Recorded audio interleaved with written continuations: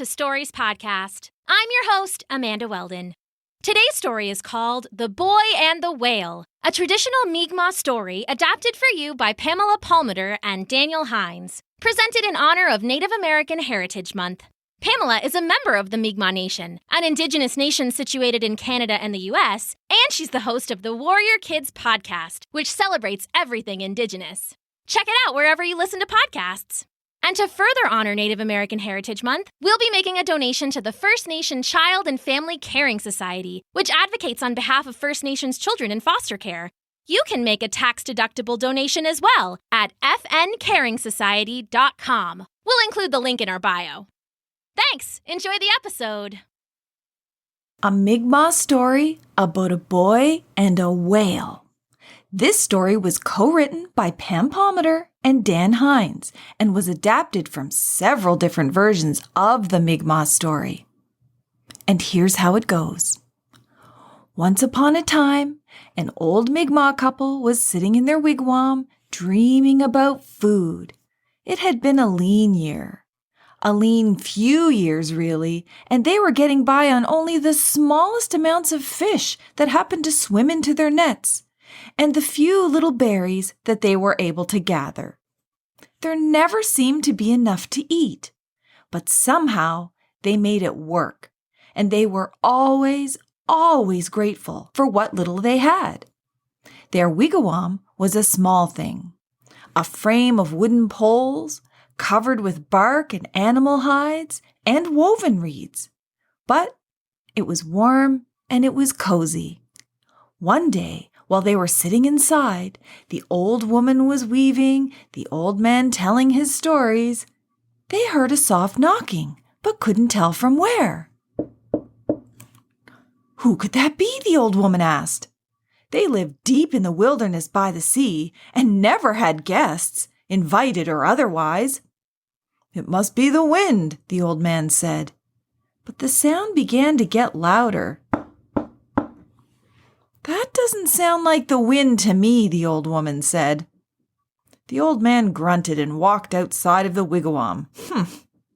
He didn't see anything or anyone, but the knocking came again, and it sounded like it was somewhere further away. He called out to the old woman, and together they went into the forest. But the rapping sound got softer and softer. It became obvious that the knocking wasn't coming from the forest, so they returned to their wigwam, where they heard the rapping again. It's here, said the old woman. It's under the ground. I think it's under our home. From the world beneath the earth, the old man agreed. We should dig it up. So they got on their knees and they began to move the loose dirt around on the wigwam floor. By handfuls and handfuls, they dug and dug. The rapping grew louder with every second. Finally, they pulled back a handful of cold earth and saw deep brown eyes staring at them from under a lock of hair. It's a boy, cried the old woman. A boy sent to us from the world beneath the earth. Stand back, said the old man, crouching down, his old joints popping and his back groaning. He thrust his arms into the earth and heaved. All at once, the rapping stopped, and with a wet pop, the boy sprung from the earth and into the old couple's arms in a tiny heap. He was covered in cold dirt with roots and bugs, but he was smiling. He was happy to be free. Let's clean him off and get him dressed, the old woman said. He needs some loving care. And a good washing, and I'd say a good meal, too, the old man agreed. He scooped up the boy in his arms and hugged him to warm him up.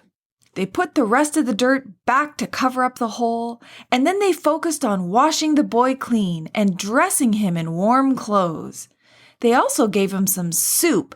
It only had a little bit of fish and a couple of berries. It was a thin soup, but it was hot, and the boy seemed to really appreciate it. Thank you, he said, feeling himself again. Thank you for taking me in."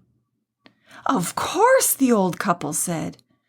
They had very little, but what they did have, they were more than happy to share and very glad to help care for the boy. They asked him where he came from, but he said he didn't remember anything before waking up in the earth. Realizing that the boy had truly been sent from the world beneath the earth, the old couple knew that they were meant to take care of this precious little boy. What little they did have, they would share, for that was the way of their people, the Mi'kmaq, and that was the right way to live. Over the next few months and years, the boy grew, and he proved to be very helpful. The old couple was feeling their age. Their arms would quickly tire from fishing, and their backs were really sore from bending over to gather berries. But the boy watched them, and he learned how to fish in the rivers and the sea, and he learned what wild plants were good for eating and which were good for medicine, and he also learned how to dig for oysters on the ocean shore. Over time, the old couple could only help him a little bit, though, because they were getting old. But that was just fine by the boy. He had watched the couple and learned a lot from them. He was honored to help provide for their little family. And though there still wasn't much food to go around, they were all happy to be together. One day, the boy got up in the morning, stood in front of the old couple and said, "Today, I go out to get food for you. Let me do the work." "No, my boy," said the old man, "we don't mind helping you." "Truly," agreed the old woman, "it makes us happy to see you grow." And the boy had grown. He was taller, his hair was long and dark, and his muscles were lean and hard. "Just one day, let me go alone and I will show you. I will get us some food," said the boy. The old man and woman looked at each other and agreed. It seemed important to the boy to go out on his own and prove himself, and they wanted him to be happy. "Be safe," the old woman said. "Bring us back a whale," the old man said, knowing, of course, this was wishful thinking. It had been many long years since they had seen a whale, and hunting whales took a whole crew of men to go out into the ocean and hunt. "I'll do my best," said the boy. He hugged them both and then pushed out the door, headed for the ocean. The old man and woman watched him go until he disappeared into the trees. "Do you think he'll find much food?" the old man asked. "He's a good boy," the old woman said. "Whatever he finds, we'll be thankful." "We'll be thankful," the old man agreed. The morning passed into the afternoon and then passed into the early evening. But just then, the boy came trotting back into the wigwam. "I'm home," he said. "And how did you make out today?" the old man asked. "Come and see," the boy said, running back outside. The old man and woman smiled and followed him out the door. In the little clearing around their wigwam, the boy stood proudly, gesturing at his small pile of oysters. It wasn't much food, but the old man and woman smiled all the same. It would be enough, and they were grateful that the boy had tried to help. "Oysters!" the old woman said. "Thank you so much."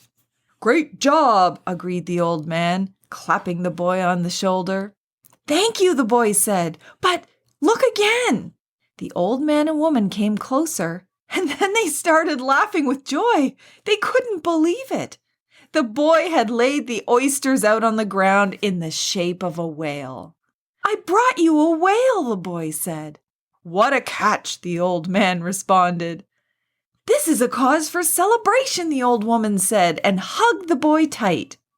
And as she did, she felt something stir inside of her, some spirit of joy deep within her heart.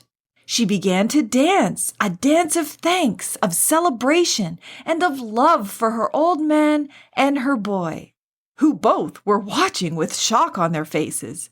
She danced around the oysters, shaking and moving and celebrating. And as she danced, she began to feel a power growing inside of her. The old man and the boy gasped as the oysters began to glow. The old woman kept moving, dancing and winding in and over and around the pile of oysters. And they glowed brighter and brighter until they were one big blaze of light. And still the old woman kept dancing, and the light began to grow and grow and grow. Soon the light was as big as their wigwam, and the old woman was moving in broad circles around it. "What's happening?" asked the old man. But the boy only smiled and clapped his hands in time with her dancing. Being from the world beneath the earth, he knew a gift from the Creator when he saw one. Then the light started to fade just a little, and the old woman's dancing started to slow. And as the brightness dimmed, they saw that the oysters were gone. But in their place laid a whale, a huge whale, heavy with meat and fat and everything they would need for them to survive the cold, bleak winter ahead. "Incredible," said the old man, running up to hug the old woman, and she hugged him back, and they laughed, and they pulled the boy into the hug too. "What a catch," they said to the boy, ruffling his hair. "I told you I would bring you a whale," he said, smiling from ear to ear. They took the whale and burned some sweetgrass that they had saved for just such a ceremony. They thanked the whale for its sacrifice and promised nothing would go to waste. The meat they used to have a feast, their first in many years. And for once, they all fell asleep with their bellies completely full. After that, they spent days drying the meat so that they would have plenty to eat all throughout the winter. They rendered the fat and blubber into oil so that they would have lamps to keep the darkness at bay through the short days. And even the bones were used to make weapons and tools for hunting and protection, and jewelry and other items for their wigwam. For the first time in a long time, they had more than enough. They had plenty. Of course, the old man and woman had been very happy to care for their boy, the wonder who came from the world beneath the earth, even when they had very little. And as a result, they were blessed with everything they needed.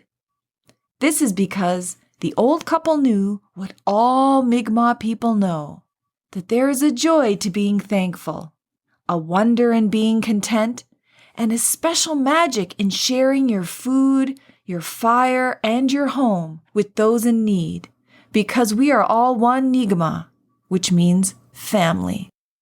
The end.